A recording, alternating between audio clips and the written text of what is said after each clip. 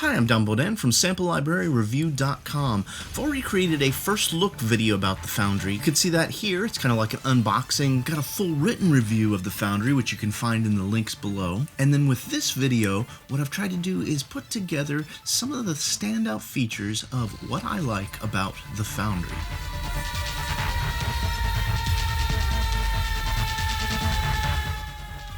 Now, I've got a number of instruments on my plate to review, so I normally wouldn't go back and make another video to talk about an instrument I've already done the first look video on. However, with the Foundry, I think it'd be a disservice to you, especially if you're interested in the instrument, you want a little more info, not to see some of the standout features that made me a big fan of the instrument after spending a week or so with it. So a couple facts up front. The Foundry is a hybrid sound design instrument. It contains 18,000 samples and weighs in at about 19 gigabytes. The Foundry loads right into your Kontakt tabs and is compatible with both the free and full versions of Kontakt 5.4.1 or higher. Now, the absolute standout feature created by Sonicsmiths of the instrument is the AARE, which stands for the Objective Assignable Randomizer Engine. Now, what this does is allows the user to choose a number of adjectives for the sound they're trying to conceive and then randomly load in samples and effects that all meet those criteria.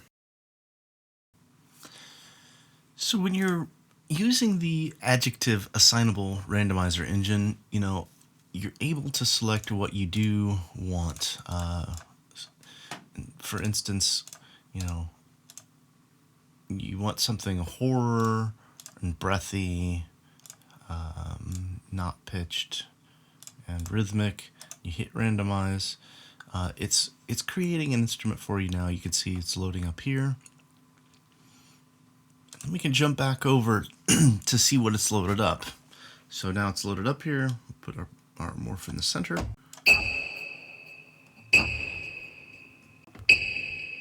Okay, so that's cool, but that's not what I wanted. So I don't have to jump back to this page to randomize again because I got this die. This is basically a metaphorical roll of the die.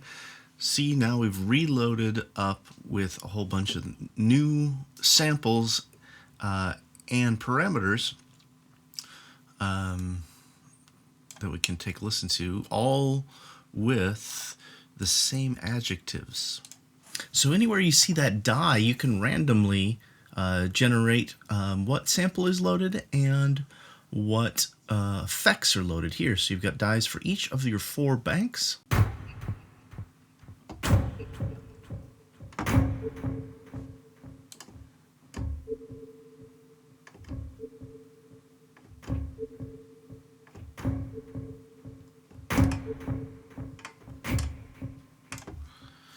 Yeah, I can see that. That's horror. That's creepy already. So that's really cool, just being able to jump through right from the front of the interface. So the other thing that's gonna be very helpful, I think, is for you to see me construct a instrument using the Foundry. So let's go ahead and go to the randomizer. Right now I like the settings: pulsing, organic, mysterious, dark, pitched and non-pitched, rhythmic textures. Let's randomize that, and we'll just start here in the center and see what it sounds like.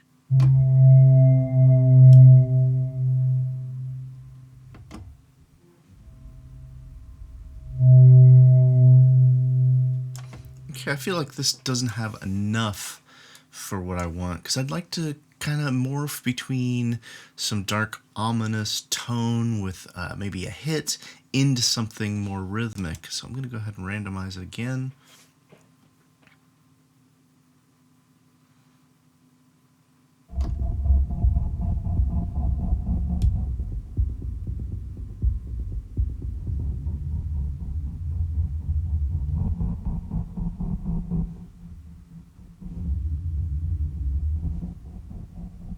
Okay, this is cool. Now, this is something I came across quite a bit, which is that I like to be able to morph between a couple and then maybe morph to a couple more before I actually jump into the fully rhythmic one. So what you can hear from the Bright Spitter kit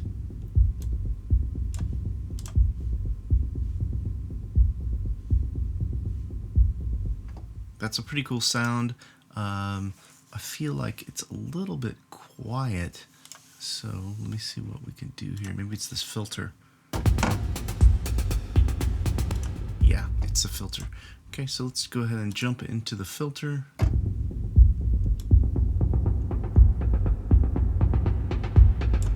Again, this is cool because it gives me yet another layer to morph. So I can be morphing from this kind of pad sound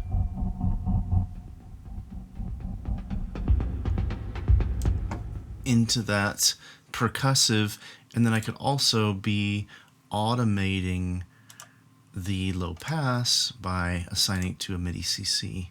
So let's go back to our performance. So we've got that rhythm on 1,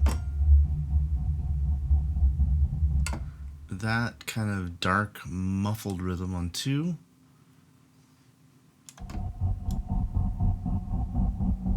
okay, we've got a dark rhythm here on 4, and we've got another one on 3. So let's go ahead and change 2 and 3. I want those more of textural pads. I just turned off the sequencer.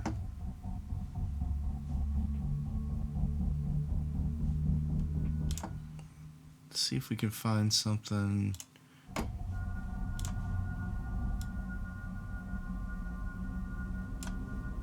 Okay, that's pretty cool. And then let's get something a little not as bright. Number 2 here. Let's just go with a bed.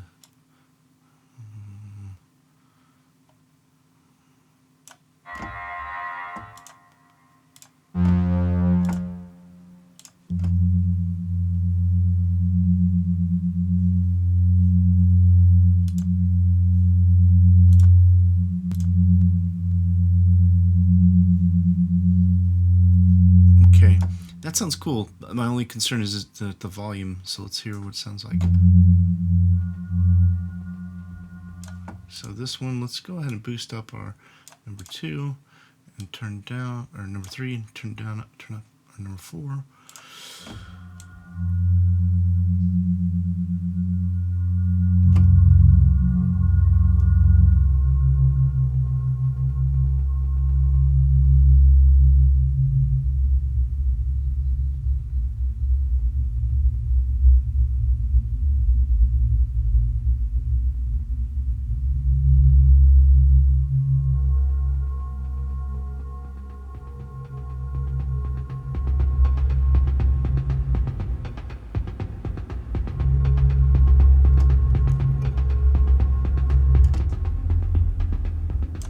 I think that gets the point across of really spending a little time tweaking out which samples you're loading, what kind of effects you're applying, and how you're able to utilize all of those in morphing. Now, one of the standout features that I played around with quite a bit on the Foundry is the ability to record morphing right in the instrument with the morph pad. You've got record, on trigger, play, and sync. What I usually do is play to a click and record my morph movements, and then when I go to playback, I select the on trigger button. Now, I've selected these samples to morph because I like the way they morphed from and to each other. Again, another thing I really love about the Foundry is I don't think anybody's going to have this exact sound. Nobody's going to pull up this preset. I'm not going to hear this on a TV show or a game. This is going to be my own hybrid sound. So I'll go ahead and play that back so you can kind of see what I'm talking about.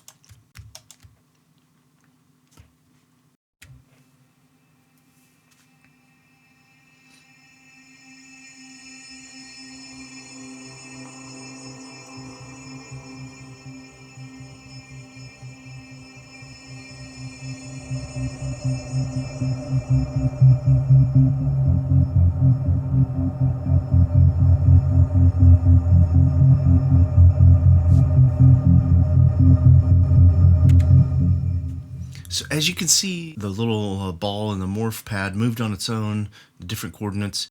It gave it a real natural evolution in the sound. One thing I do want to point out is that I was a little critical of the Foundry pegging in the red here on the contact output.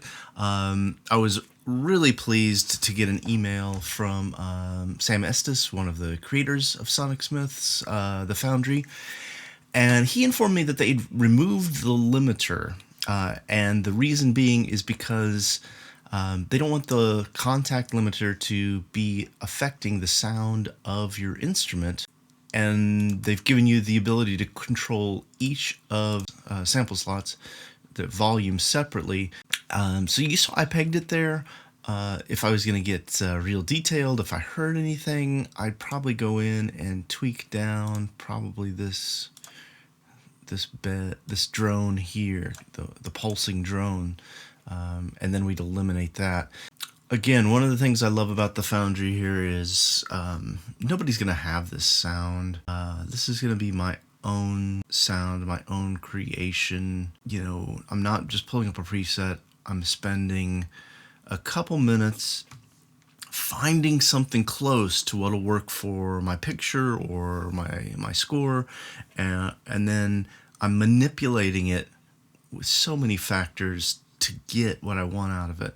The more I played around with the Foundry, the more I found that I could start to envision what I wanted, get close, and then really tweak it in with all the parameters. There's a few things that I talked about here in the video, which I hope you see why it appeals to me, but I do have some critiques as well. When I go to change a sample that's loaded in the bank, I can't just click on the sample bank. I have to go up to the top tabs. I don't know if that's a contact, something you can't do, but that was a little odd because, as you probably saw in the video, I clicked on it all the time, even though I'd been using the instrument for 2 weeks. The other thing I'm going to say is I love the adjective randomizing engine and the way it works. Not having presets, you know, the ability to have your own sound that you've crafted that you know nobody else is going to have that exact sound. That's great. However, I wish that the Foundry would have included, you know, a dozen, 2 dozen presets to really show off some of the crafted instruments that they had made. You know, if there's an update, it'd be awesome to hear some of Sam Estes's presets or Michael Hubry. That's, you know, that's a small critique because, you know, just digging in, like I said, that first look video, you probably watched it, you probably thought, oh, this is cool. I like the idea. It sounds pretty good. It sounds okay. But hopefully you've watched this video and now you see what I mean. Like, now that you play with it, you're like, okay, I personally like what it does. I see the benefit of it and I really get it. Whereas you just crack it open, you might not get that because it is completely random.